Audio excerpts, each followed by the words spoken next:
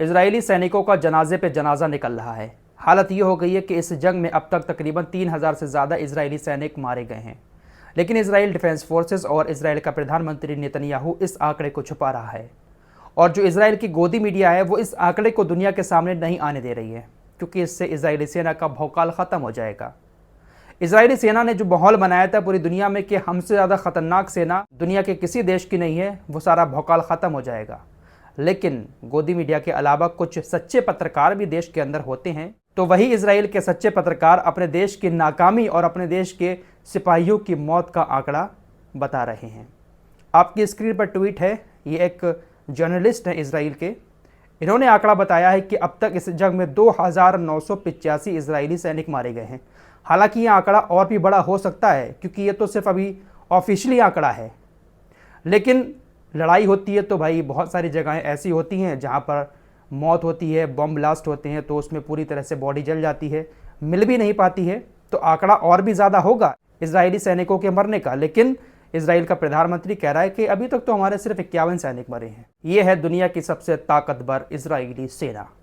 अब चलते हैं ज़रा अरब कंट्रीज़ की तरफ। मेरे दोस्तों, एक होती है बेशर्मी और एक होती है बेशर्मी की हदों को पार करना। क्या वर्ड बोलूँ इनके लिए समझ नहीं आ रहा है।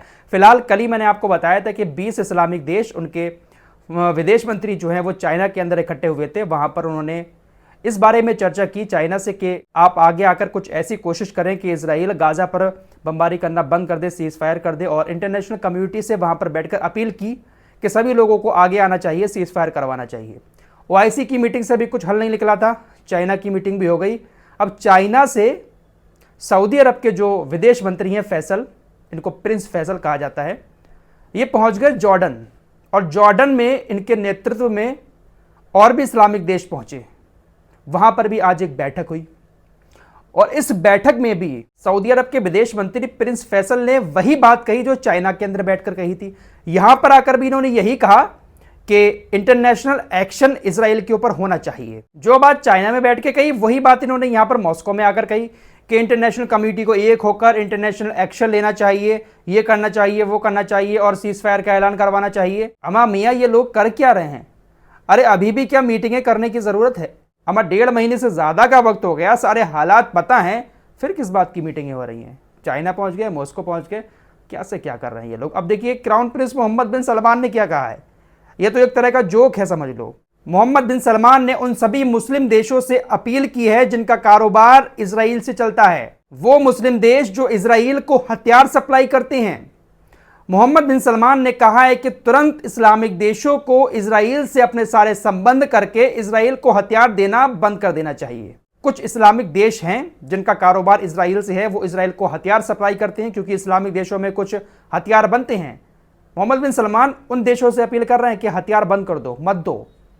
लेकिन मोहम्मद बिन सलमान, जब इनके सामने प्रस्ताव आया कि आप तेल बंद कर दो, तो सऊदी अरब ने साफ कह दिया कि भाई हम इजराइल का तेल बंद नहीं कर सकते। सीज फायर करने के लिए, इजराइल से सीज फायर करवाने के लिए हम इजराइल के ऊपर तेल बंद करके दबाव नहीं डालना चाहते। साफ इनकार कर दिया था।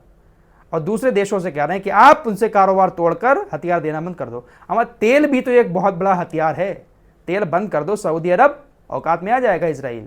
वहीं कतर ने ऐलान कर दिया है कि नेशनल डे पर वो किसी तरह का सेलिब्रेशन नहीं करेंगे।